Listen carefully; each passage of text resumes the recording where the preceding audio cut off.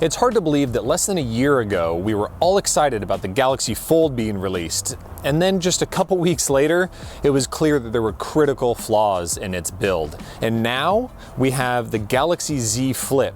Samsung has completely redesigned its foldable strategy. It's improved the hinge, improved the screen, improved the entire experience. And yeah, it folds up and down rather than out like a book. And that's kind of a better deal for everybody. So what we get with the Galaxy Z Flip is a phone that folds vertically in like a clamshell, much like the Motorola Razr, which we've already seen for the last couple of months. The big difference here is that this screen covering is actually glass. Yes, it's foldable glass, and Samsung says it's rated for 200,000 folds. Now we've seen the Motorola Razr maybe not make it quite that long, and we know that even the original Galaxy Fold struggled with just regular use after a few weeks. But with the glass covering, we should have no worries about durability in the same way that we have with all previous foldables. And I have to say, after using this thing for just an hour, I already can tell that there's a big difference in using a foldable with glass versus a foldable with any sort of other screen covering. The screen underneath is a 6.7-inch FHD Plus display. Looks pretty darn good. Let's be honest, it's not going to look the exact same as the flat normal display on a Galaxy S20 Plus, for example, but it looks pretty darn good even outside in the sunlight here. And more importantly, that crease across the screen, of course it's a lot smaller because it folds across vertically, but it's also less noticeable with the glass covering. And because it's glass once again, and the hinge has been improved from the Galaxy Fold, we shouldn't see any of these variations in the hinge area where on the original Galaxy Fold, things got kind of wavy and bumpy and very weird. And that's one thing that you notice immediately when you start tapping on the screen, whether you're scrolling up over that crease or you're just doing any kind of normal activity. You don't notice the screen flexing or denting. You don't worry about getting your thumbnail in there and messing with anything. Every time you touch the screen, it feels like you're just touching a normal phone, which is the holy grail of foldables. If you can make it fold in half like this and still come out looking like a normal screen when you open it back up again, that's the big thing that we were missing out on all these first generation foldables. It's just crazy that it only took a handful of months for Samsung to transition to such a better design from top to bottom.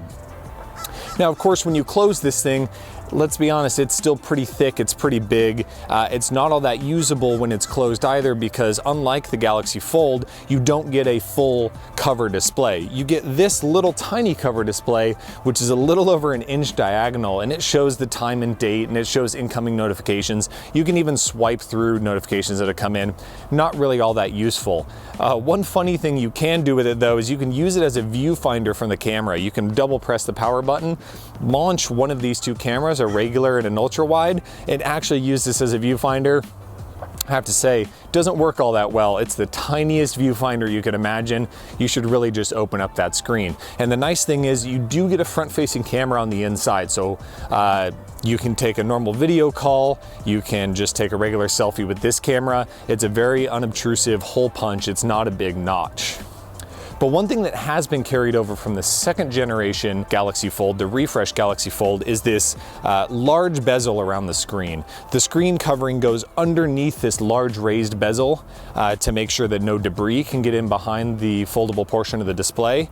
And look, it's not marred by a giant notch up in the corner like the Galaxy Fold was, but it is very noticeable. You don't get that, I mean, especially compared to Samsung phones, that nice infinity edge or this edge-to-edge screen look. You do have to deal with this large bezel. And when you close it, you can tell that the phone does not close perfectly. It doesn't go all the way down.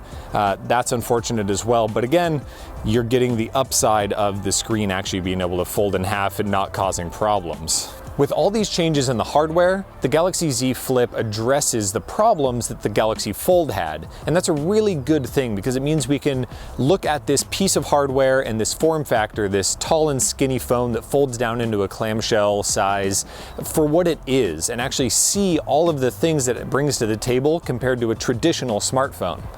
And they're all things that we can't figure out right now. We need more time with the Galaxy Z Flip.